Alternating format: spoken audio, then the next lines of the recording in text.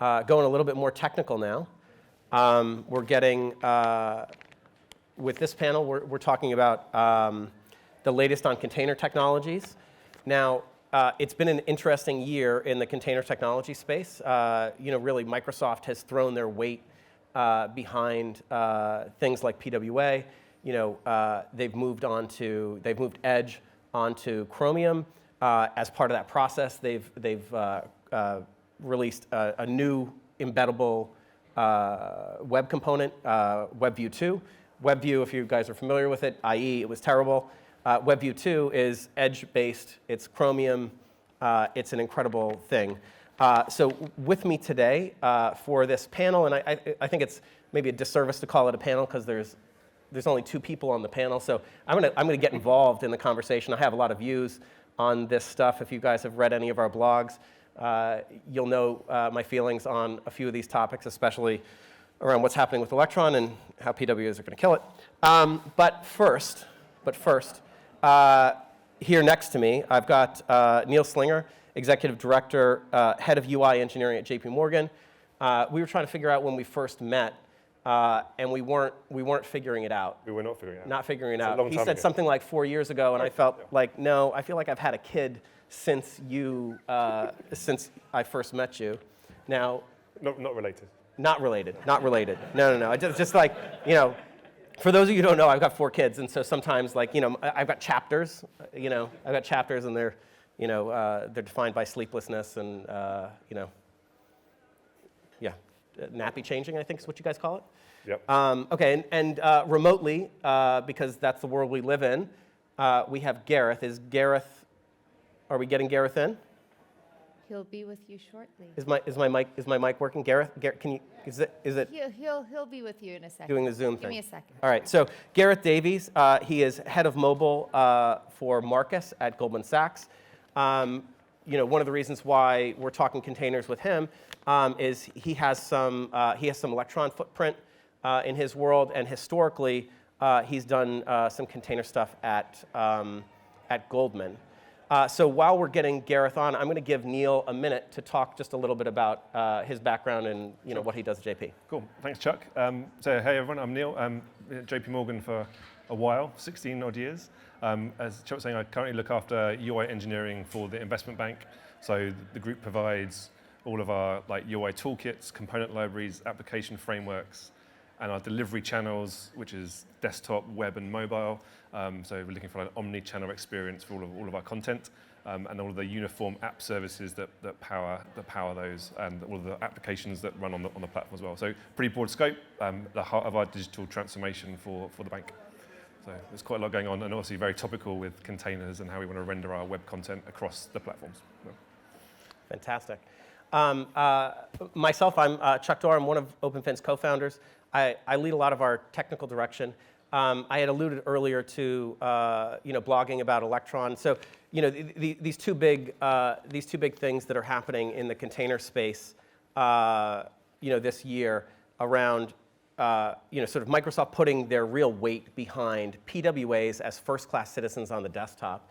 And although PWA isn't really truly a container, it's my view publicly, right, that PWAs are actually going to replace Electron for most consumer use cases, right? So you look at something like you look at something like Visual Studio Code, right? Visual Studio Code is going to have a WebView2 based flavor of it, but it's going to have a PWA based version of it as well. And it's really important to note that Microsoft owns Electron, and they're sort of starting to move away a little bit there. And so they're responsible for the Chromium upgrades for Electron.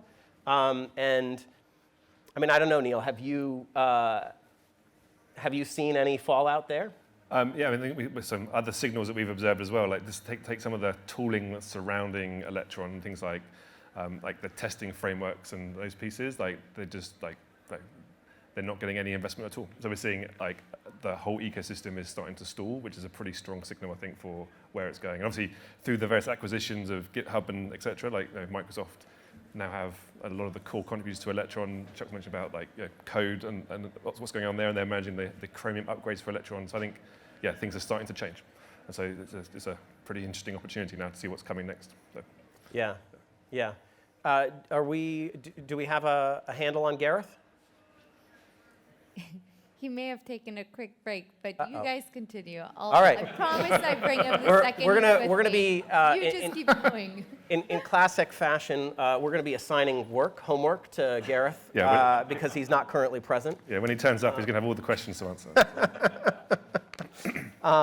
So maybe turning a little bit more focused on WebView2. I mean, we were catching up outside earlier on sort of directionally where WebView2 is coming in, right? And for those of you who aren't fully invested in the container landscape like we are, WebView2 is really almost a drop-in replacement for Chromium embedded framework, sort of embedded Chromium views, within I'm going to say this, Windows applications, right? And so, people that are on Ceph Sharp, like they're going to just wholesale move over. But like, I mean, are there going to be problems? Well, I think as a comparison, I think WebView2 and the Ceph Sharp pieces, pretty much the same type of functional space. I think there's a lot of improvements in like how WebView2 is evolving in terms of like how it's deployed, how it's available in people's machines, how you specify which versions of the runtimes you want to run when you instantiate the control. There's a whole lot of really important changes to how it works, and it's just built into the OS now. That's actually significantly better. And obviously they're also working on cross-platform support too. So thinking about where Microsoft are going with Mac support coming down the line at some point, it's a pretty big game changer. So that's starting to encroach on one of the previous Electron selling points of the cross-platform use cases too. So there's a lot going for it. So when you think about your omni-channel needs, right? I mean, no one in finance uses Macs, right? Other than my whole team. Other than your whole team, right. I mean, yes, we're pretty mixed. I think if you wind back 5 years, I think there was pretty much no Mac usage, at least in JP Morgan at that scale. Now, I think things are starting to change. We're seeing lots of the engineers running MacBooks, and we're seeing lots of the business folks now starting to adopt Macs too. So it's becoming a bit more prevalent. But I think predominantly we're still probably 80% Windows at this point. But for our omni-channel strategy, we're thinking about how a business team would write a view or a little mini app that would run on a desktop container, in the browser, in our browser-based container, and also potentially on mobile as well. So we don't really want to expose lots of custom application or container APIs to application developers. So Electron already good, but it's got a whole suite of application API pieces that we don't really want people to use because that starts to it doesn't hit our omni-channel requirements. So we want an app to run on web and on desktop, and we don't want any real code changes between the two. So we've got a nice abstraction there that sits in the middle. So for us, WebView2 is quite an interesting thing to start to look at. So. I've definitely heard. I mean, people that haven't. OpenFin, of course, has an embeddable control that can work in .NET land. A lot of people use it. It's a tough thing to do right. I think Microsoft is really doing a great job with WebView2. They're really making it a bit of a first-class citizen. It is early, yes. Right? It's early. There's a lot to go there. There isn't parity in Macland. No. It doesn't exist in Macland yet. And when it does exist, right, there's going to be a parity challenge there. Yeah. But something that you just said that I love, because you're talking my book, our newest book, right? Which our newest book is about workspace. It's about basically saying, hey, content, mm-hmm. right? Please don't use these APIs. Yes. Content, please don't use these APIs. Content, please be agnostic.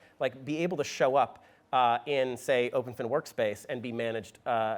Be able to show up on a mobile device and be managed by whatever framework exists there. Yep. How are you dealing with those kinds of challenges?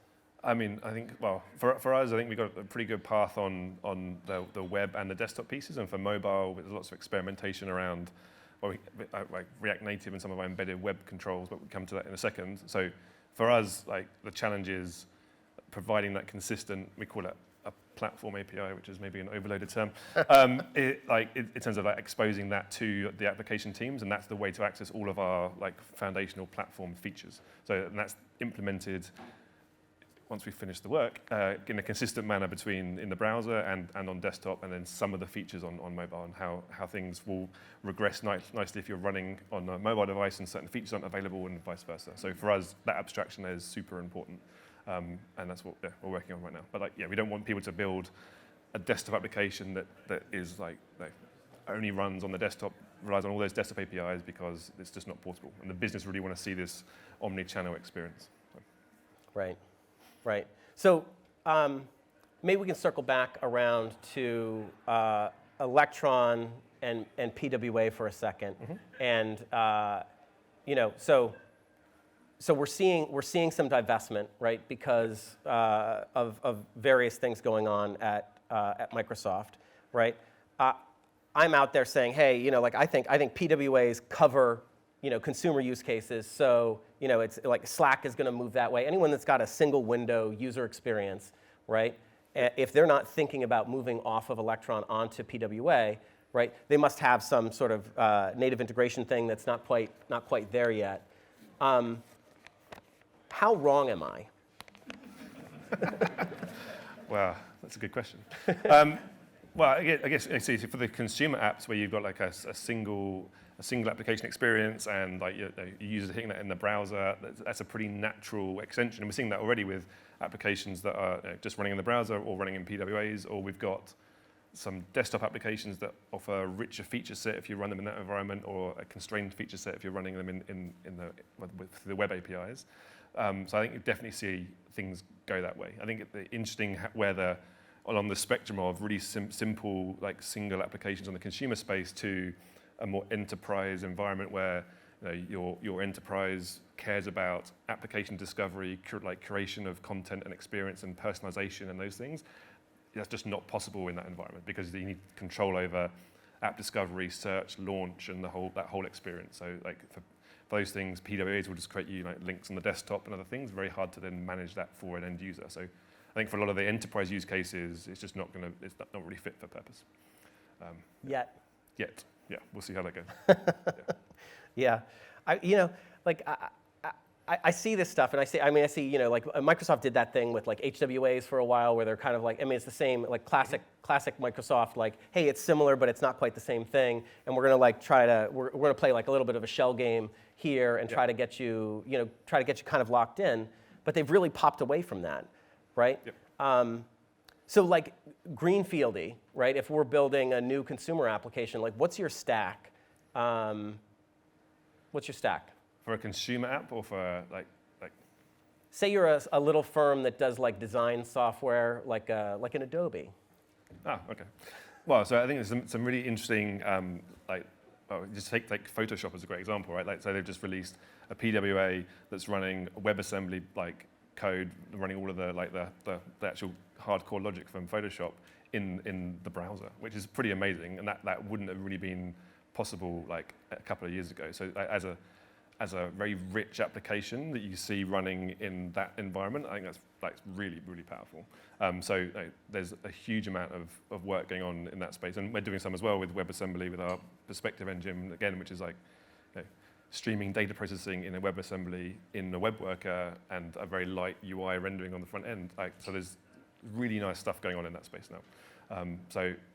But in terms of the stack, if you're building those applications, I think you can get an awful long way with that.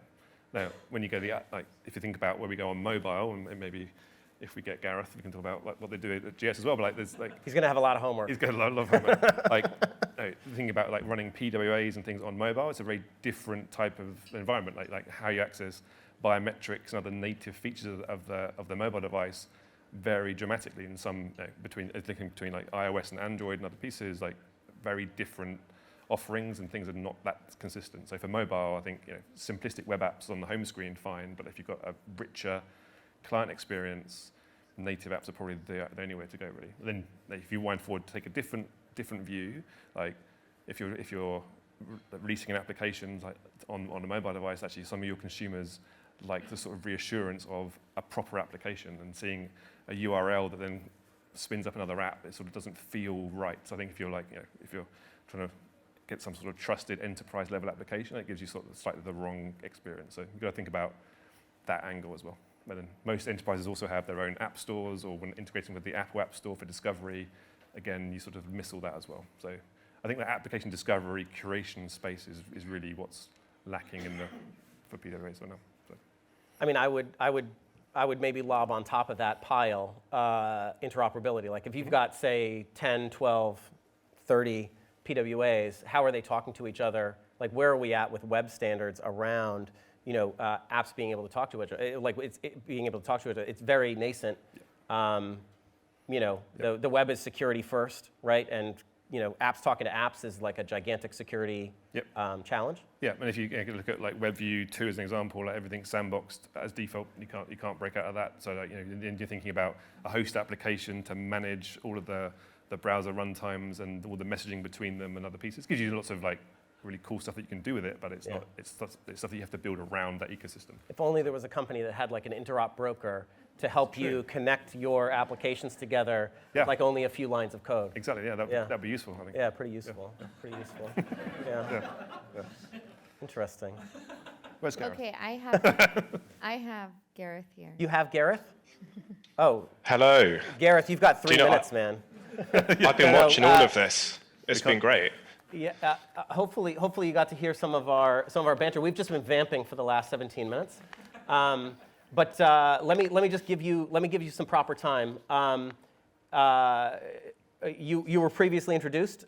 Maybe talk for a second about the background, and then we'll give you a second to lob in some thoughts. Sure. So I'm Gareth Davies. I currently run the Marcus mobile team globally.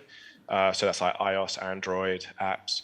And we also embed a lot of web content in the application as well. So web is super important to our success.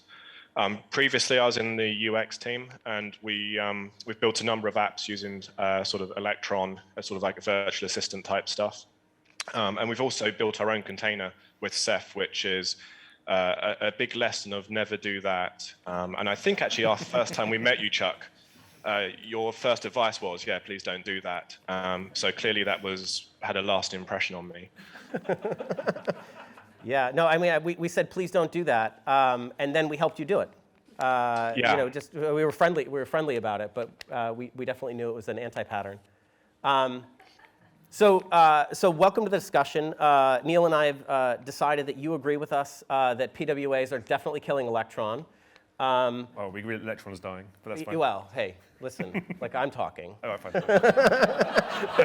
And we're assigning homework to Gareth. That's true. So WebView2 though, right? WebView2 say you owned a Ceph-based container, like would you be replacing the Ceph or Ceph Sharp component with WebView2 today?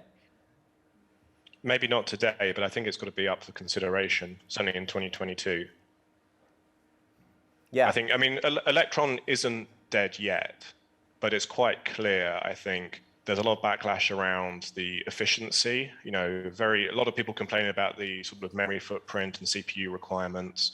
I think as well, when you start looking at this, people are going to care more about the environmental aspect. If you're running a data center full of virtual machines and you're running, I don't know, like a virtual assistant on those machines that's running 24/7, and it's sitting there chugging through lots of extra CPU, that's costing you money. It's costing you,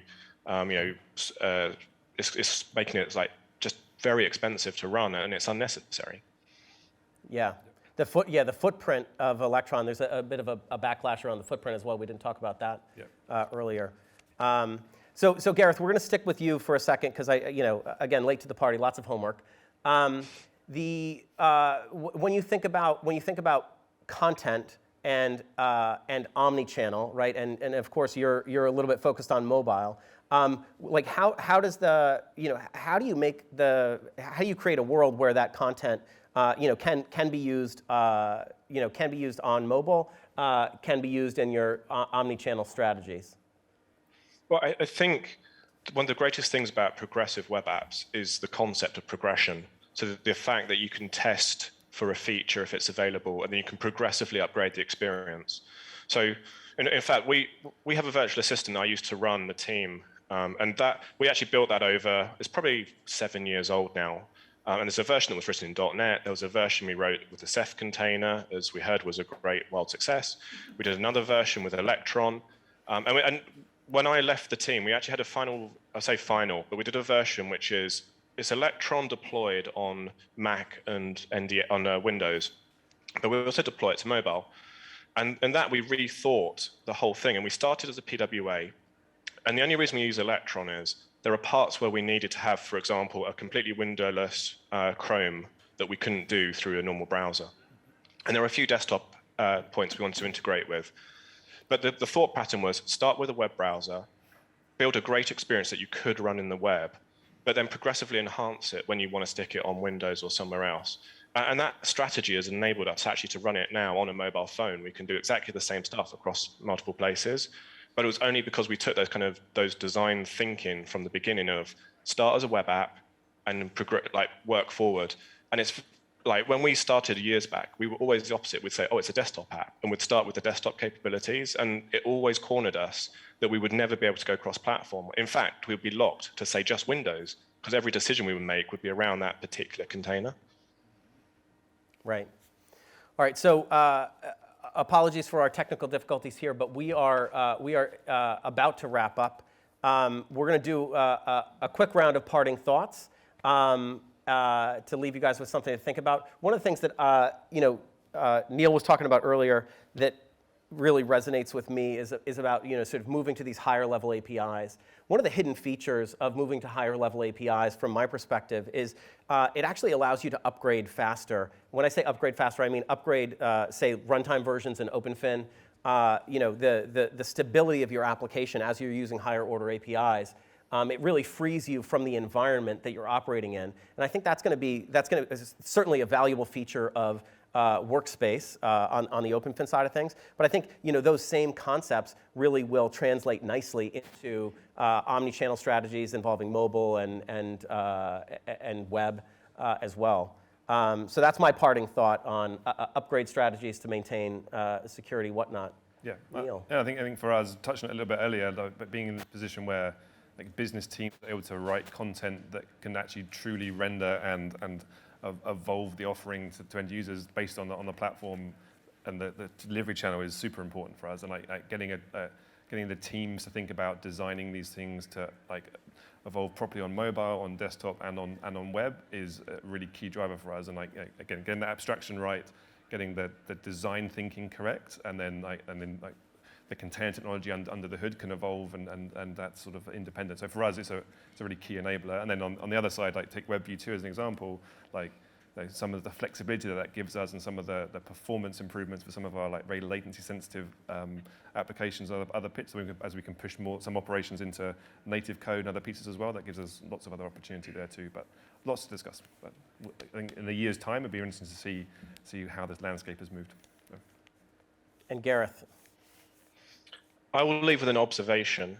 So I joined Goldman nearly 12 years ago, and I remember a conversation with a friend, and I was saying I'm an avid Mac person. As you can probably see, I've got a cube and stuff on my shelf. But I always said I wanted to use a Mac for work, and he said, "You're crazy. This would never happen at Goldman.